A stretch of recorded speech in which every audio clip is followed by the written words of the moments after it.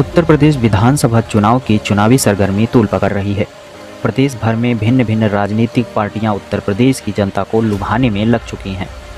अगर सूबे के सबसे बड़े तबके की बात की जाए, जिसकी संख्या 85% है, उस 85% की जनता को कहीं जाति के नाम पर तो कहीं धर्म के नाम पर भुनाने की पहल तेज हो चुकी है। वर्तमान में उत्तर प्रदेश में बीजेपी की सरकार है, किंतु प्रदेश की जनता ने बीजेपी सरकार को नकार दिया है, क्योंकि उत्तर प्रदेश की जनता योगी के जंगल राज से परेशान हो चुकी है। आए दिन बलात्कार, हत्या, लूट की खबरों की खबर शायद योगी सरकार को राम राज्य का एहसास दिलाता होगा। इसीलिए तो अखबारों के पन्ने ऐसी घटनाओं से पटे रहते हैं। उत्तर प्रदेश की जनता यूपी की कमान सभी पार्टियों को देकर देख लिया है, किंतु प्रदेश की जनता जिस आस से अपने वोट का इस्तेमाल यूपी की कमान थामने के लिए जिन नेताओं को देती आई, कोई भी नेता इनकी उम्मीदों पर खरा नहीं उतरा। अगर प्रदेश के सबसे बड़े वोट बैंक की बात की जाए तो ओबीसी, एससी, एसटी और माइनॉरिटी का उत्तर प्रदेश में बड़ा वोट बैंक है, और प्रदेश की यह सबसे बड़े वोट बैंक वाली आबादी अब बदलाव चाहती है। अभी हाल ही में 9 अक्टूबर को लखनऊ में 2 रैलियां काशीराम साहब के स्मृति दिन पर आयोजित हुई थी।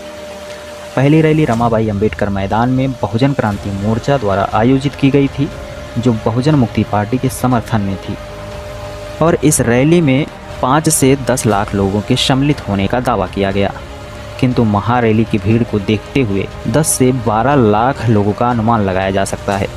आपको बता दें कि बहुजन क्रांति मोर्चा की इस रैली में बहुजन क्रांति मोर्चा के संयोजक और बामसेप के राष्ट्रीय अध्यक्ष माननीय वामन मेश्राम का बड़ा समर्थन था। बामसेप ने बसपा को जन्म दिया, और बामसेप के कैडर विश कार्यकर्ताओं की मेहनत से बहुजन समाज पार्टी की 4 बार उत्तर प्रदेश में सरकार बनी।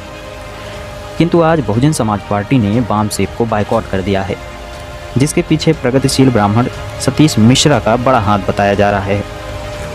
आज सतीश मिश्रा के ही कारण बसपा गड्ढे में गिरती नजर आ रही है।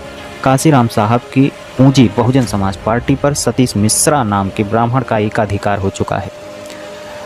वहीं दूसरी रैली 9 अक्टूबर को लखनऊ में बहुजन समाज पार्टी की भी आयोजित की गई थी, जिसमें मात्र 50,000 से लगभग 1 लाख लोगों की भीड़ के इकट्ठा होने का अनुमान लगाया जा रहा है। वहीं दूसरी तरफ बामसेप और बहुजन क्रांति मोर्चा के समर्थन से बीएमपी की रैली में 10 से 12 लाख लोगों का जन सैलाब उमड़ा था। एमएनटीवी के पत्रकारों से सतीश मिश्रा, जो कि बहुजन समाज पार्टी के महासचिव हैं, ने कहा था कि वे किसी भी पार्टी के साथ गठबंधन नहीं करेंगे। सर, कितने सीटों पे लड़ेंगे आप? कौन लड़ेगा? हम लोग सारी सीटों पे लगेंगे। सारी सीटों पे 403 में लड़ेंगे हम लोग। गठबंधन किसी के साथ होगा? गठबंधन क्यों करेंगे? गठबंधन हम जनता के साथ कर रहे हैं। किंतु 9 अक्टूबर की रैली में बहुजन समाज पार्टी की सुप्रीमो बहन कुमारी मायावती ने छोटे दलों से गठबंधन की बात तब कही जब बहुजन मुक्ति पार्टी के द्वारा छोटे दलों के साथ गठबंधन, या कह सकते हैं महागठबंधन का ऐलान।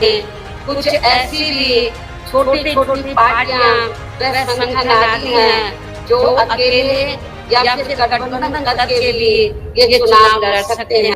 कहीं ऐसा तो नहीं कि सतीश मिश्रा बहुजन समाज पार्टी की नैया डुबाना चाहते हो, या बामसेप से सतीश मिश्रा को खतरा नजर आता हो, क्योंकि बामसेप के कारण ही बहुजन समाज पार्टी की उत्तर प्रदेश में 4 बार सरकार बनी, और बसपा के मिशन को कमीशन में बदलने और बसपा को ब्राह्मण समाज पार्टी में तब्दील करने के कारण बामसेप उस पार्टी को समर्थन करने जा रही है, जो बामसेप के मुद्दे को अपने मुद्दे में शामिल करेगी।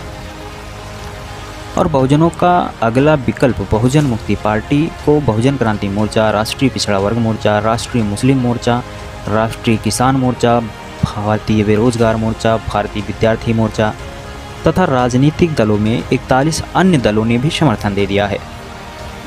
इसलिए सतीश मिश्रा अपनी ही कही बातों से पलटी मार रहे हैं। वे पहले तो अकेले ही लड़ने का फैसला लिया था, किसी भी पार्टी का समर्थन न लेने का निर्णय लिया था, किंतु अब वे छोटे छोटे दलों के साथ गठबंधन की बात कर रहे हैं।